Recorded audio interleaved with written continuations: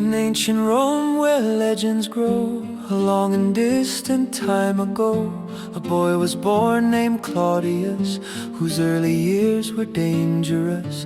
He stuttered when he tried to speak, his legs were frail, his knees were weak. His family thought he was a fool, unfit to reign, unfit to rule.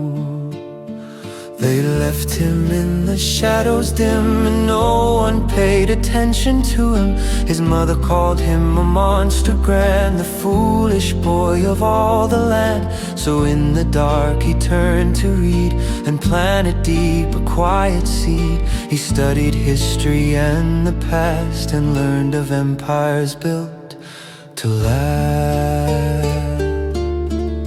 The years went by, his uncle reigned. Cruel Caligula brought great pain. He ruled with fear and crazy might, until he perished in the night.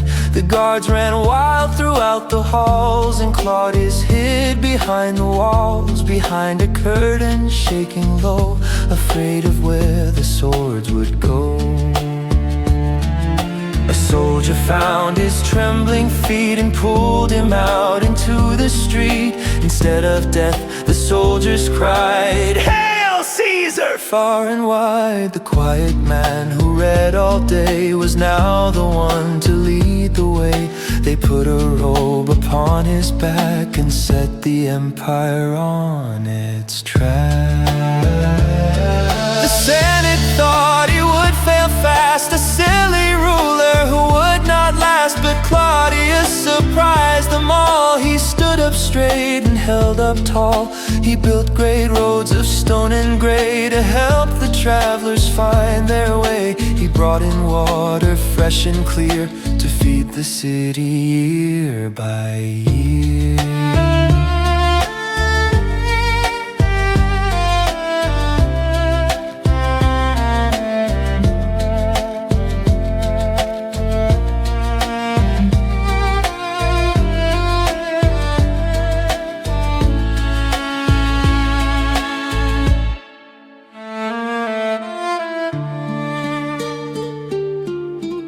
He built a harbor broad and wide, where giant trading ships could ride. He made the laws more fair and good, and helped the poor where'er he could. Across the sea he sent his men, to conquer lands beyond their ken. He marched to Britain's foggy shore, and added land and gold and more.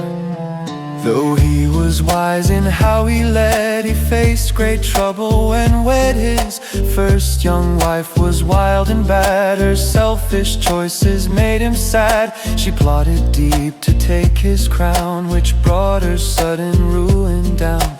And so she met a bitter end, with no one left who was her friend. Then Claudius took another wife, who brought more poison to his life. Agrippina was her name. She played a dark and deadly game. She had a son named Nero young, with sweet deceit upon her tongue. She wanted Nero on the throne, to claim the empire as their own. She tricked the ruler, clever old, with lies and promises of gold. She made him name her son his heir, while weaving traps within her lair. The stories say one quiet night, beside a flickering candlelight, she served a dish of mushrooms fine, along with cups of sweet red wine. The food was laced with poison deep, and sent the emperor to sleep. He closed his eyes and breathed his last, and so his reign was overpast. Young Nero stepped into the light, and took the throne with all his might. Though Claudius died by treason's hand, he remains a giant in the land. The stuttering boy they cast aside, became a king who ruled with pride. He proved that wisdom quiet deep is a noble promise one can keep. Through stone and history clear and plain, we still remember Caesar's reign.